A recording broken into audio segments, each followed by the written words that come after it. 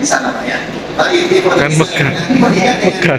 Aisyah di Mekah. Mekah di Mekah mana jangan malah lagi bilang di Madinah. Di Madinah bisa berumah dengan Aisyah radhiyallahu taala anha. Ada yang menyebutkan 3 tahun sebelum atau 3 tahun sebelum hijrah, ada lagi yang menyebutkan 1 tahun sebelum hijrah terjadi perbedaan para ulama di sana. Intinya yang Islam Nabi Sallallahu Alaihi Wasallam tapi kurang lebih 1 tahun atau 2 tahun sebelum Nabi hijrah ke kota Madinah, Nabi sudah menikah dengan ibunda kita Aisyah radhiyallahu taala anha. Dan pernikahan tersebut kepada Islam. Kenapa Allah memilih Aisyah? Kenapa tidak yang lainnya? Karena Aisyah itu adalah wanita yang paling pintar sedunia. Itu kalau bahasa kita ini. Dan seolah-olah rahasia yang ada di baliknya. Karena dengan pernikahan Nabi dengan Aisyah, Aisyah punya anak atau tidak? Padahal dia adalah seorang wanita. Keluarga Aisyah, saudari Aisyah. Siapa nama saudari Aisyah? Anak Abu Bakar itu siapa saja? Aisyah, kita tahu. Kemudian siapa lagi? Asma. Asma itu punya keturunan atau tidak? Punya.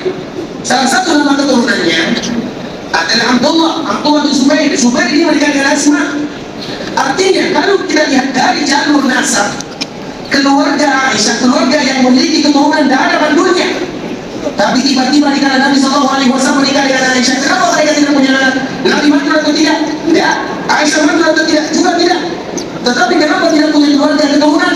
Ada alasan di baliknya. Karena Allah Subhanahu Wa Taala memberikan ibunda kita Aisyah untuk Nabi agar Aisyah bisa menjaga agama. Sehingga wanita yang paling cerdas itu adalah ibunda kita Aisyah radhiyallahu taala anha. Apa bukti cerdasnya? Aisyah itu ikhwan Islam satu, anak kecil. Kita tahu kenapa waktu kecil semua yang dia dengar dari Nabi Sallallahu Alaihi Wasallam dia hafal semuanya. Makanya siapa wanita yang paling banyak mendengarkan hadis dari Nabi? Aisyah radhiyallahu taala anha. Sehingga dari sini kalau kita ambil pelajaran ikhwan Islam, seolah-olah Allah memberikan ibunda kita Aisyah wanita tercerdas untuk menjaga agama, apalagi berkaitan dengan masalah rumah tangga. Bagaimana kita mengetahui hadis-hadis yang berbicara tentang rumah tangga kalau tidak disampaikan oleh Aisyah? Bagaimana kita tahu di mana Nabi tidur, bagaimana Nabi tidur, apa yang dilakukan oleh Nabi? Kemudian bagaimana cerita akhir kehidupan Nabi? Semuanya rata-rata berasal dari ibunda kita Aisyah radhiyallahu taala anha. Seolah-olah dengan Aisyah ini Allah Subhanahu wa taala ingin menjaga agama Allah Subhanahu wa taala. Sehingga timbul pertanyaan, walaupun sudah pernah kita tanyakan, mana yang lebih dicintai oleh Nabi, Khadijah atau Aisyah? Aisyah, kenapa Aisyah? Wih, saksi sakitnya Nabi, Masya Allah. Salah lagi ya. Kenapa jawabannya salah? Karena pertanyaannya juga salah. Jadi yang salah itu bertanya. Kenapa demikian? Tidak boleh bagi kita mengatakan mana yang lebih dicintai oleh Nabi, Khadijah atau Aisyah. Tidak ada pertanyaan seperti itu. Kenapa demikian? Kita selalu menyebutkan, coba lihat bagaimana rahasia Allah Subhanahu wa taala. Di awal dakwah, apa yang dibutuhkan oleh Nabi Sallallahu Alaihi Wasallam? Sponsor. Siapa yang menjadi sponsor Nabi Sallallahu Alaihi Wasallam? Khadijah radhiyallahu taala. Kita tahu bagaimana kekayaan yang dimiliki oleh ibunda kita Khadijah, kaya raya.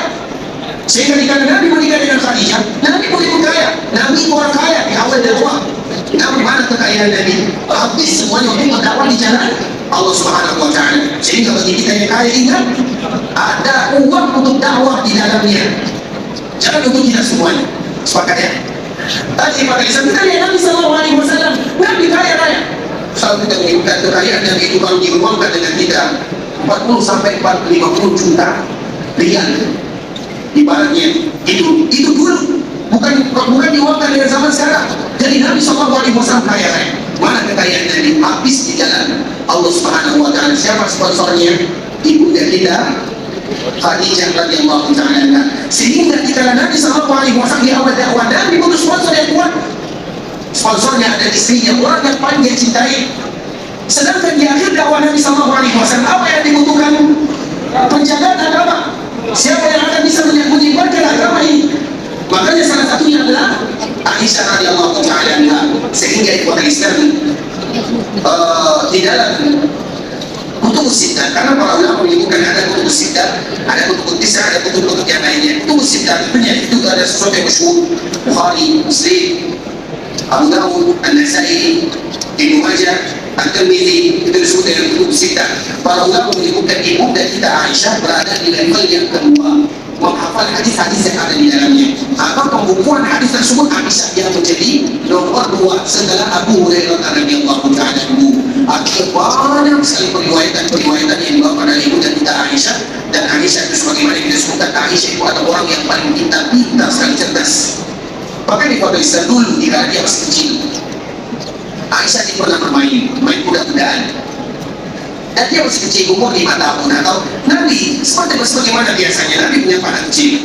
Kemudian dikala disapa, maka dilihatlah, sehingga para ulama di sini kalau ada di antara kita mengatakan apakah boleh mainan-mainan yang terbentuk itu anak-anak kaum muslimin, maka jawabannya sebagian para ulama mengizinkan kalau anak kita itu perempuan. Kita tahu di antara salah satu yang dilarang di dalam agama, tidak boleh membawa makhluk berbentuk yang bernyawa ke dalam rumah, karena dikhawatirkan malaikat tidak masuk ke rumah kita. Kalau malaikat tidak masuk ke rumah, siapa yang masuk? Dari jawaban saya ya. Baik. Artinya, kalau tidak boleh, bagaimana yang anak-anak, terutama anak kecil yang perempuan, 1 tahun boneka, bukankah itu merupakan di antara prinsip mereka, tabiat mereka? Dan bukankah Aisyah radhiyallahu ta'ala ada mainan kudanya? Tentunya mainan ini juga dibawa oleh Aisyah ke dalam rumahnya. Dan kuda berbentuk makhluk yang bernyawa. Maka di sini para ulama menyebutkan boleh kalau diberikan keringanan kalau untuk anak perempuan. Kalau anak laki-laki bisa kita berikan yang lainnya, mobil-mobilan atau yang lainnya. Sedangkan anak perempuan diberikan izin sebagian para ulama. Nah, dikala Aisyah sedang bermain kuda-kudaan, kuda Aisyah ini ada sayapnya, padahal dia masih kecil. Nabi bertanya kepadanya, wahai Aisyah, kuda itu tidak ada sayapnya. Yang namanya kuda tidak ada sayap. Apa jawaban Aisyah? Dia sedang main. Tidakkah kamu tahu? Dia tidak tahu Rasulullah, atau dia tahu? Cuma anak kecil, tidakkah kamu tahu kalau kudanya Nabi Sulaiman ada sayapnya? Sampai dia bermain. Artinya ini adalah sebuah kecerdasan yang luar biasa. Padahal waktu itu dia masih kecil.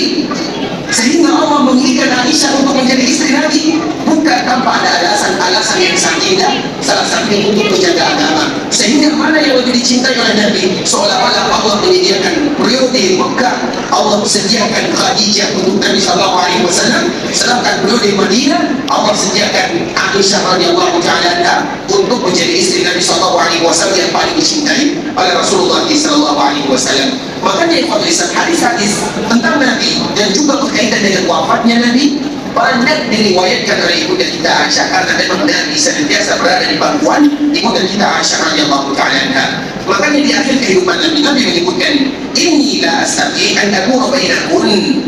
Nabi panggil semua keluarganya, Nabi panggil semua istrinya. Berapa istri Nabi SAW?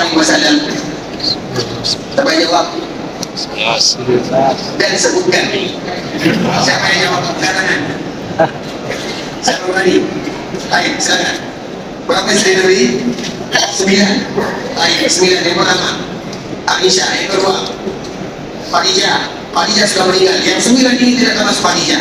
Tapi istri Nabi 11, 2 meninggal, Khadijah dan Zainab. Tinggal 9. Yang 9 ini siapa? Aisyah. Yang kedua Maryam. Yang ketiga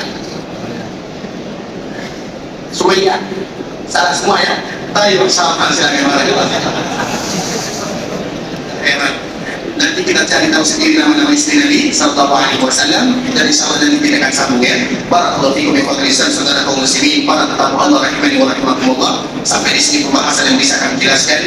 Yang benar sudah pasti dari Allah Subhanahu wa taala, yang salah itu dari diri kami pribadi karena kurangnya ilmu kami, karena kebutuhan dan kejahilan kami. Kami mohon maaf kalau ada kata-kata yang silap atau ada perbuatan atau ada tingkah laku yang kurang berkenan, kami mohon dimaafkan. Dan kita senantiasa memberikan motivasi kepada kaum muslimin ketika kita berada di kota Madinah. Berapa hari pun Allah berikan kepada kita rezekinya di antara tempat yang paling indah yang kita lakukan, atau di antara tempat yang mana kita ingin berlama-lama dengan Allah Azza wa Jalla adalah di Masjid Rasulullah SAW. Jangan kita lebih lama di luar dibandingkan dengan Masjid Nabawi. Jangan lebih betah kita mencari khutbah, mencari sajadah, mencari ini dan mencari itu, daripada kita tetap membaca memegang ayat-ayat Allah Subhanahu wa taala. Artinya umat Islam menjadikan tujuan utama kita itu adalah Masjid Nabawi. Jangan sampai kita lama di luar dibandingkan lama di Masjid Nabawi, karena itu merupakan nikmat yang sangat indah.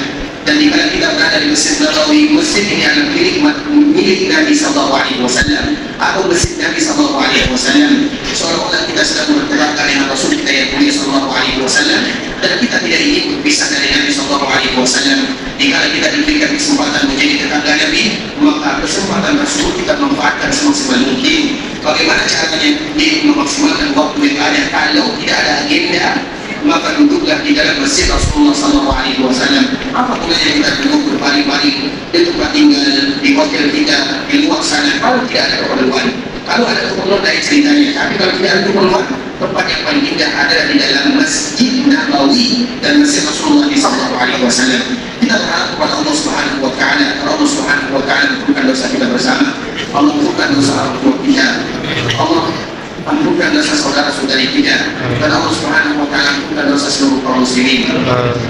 Kalau ada di antara kita yang sakit, semoga Allah Subhanahu wa taala berikan kesehatan dan kesembuhan. Kalau ada di antara kita yang mendapatkan musibah, semoga Allah Subhanahu wa taala memberikan kelapangan. Kalau ada di antara kita yang berhutang, semoga Allah Subhanahu wa taala memberikan pertolongan untuk melunaskannya. Dan kita selalu berharap kepada Allah Subhanahu wa taala agar Allah menurunkan pertolongannya, membantu saudara-saudara kita yang terzalimi dimanapun mereka berada. Kalau ada di antara kita yang masih berada di kota Madinah, maka semoga kita selalu semangat dan istiqamah di dalam beribadah kepada Allah Azza wa Jalla. Kita termasuk hamba-hamba yang selalu meneteskan air mata takut kepada Allah, ingat akan dosa-dosa yang pernah kita lakukan.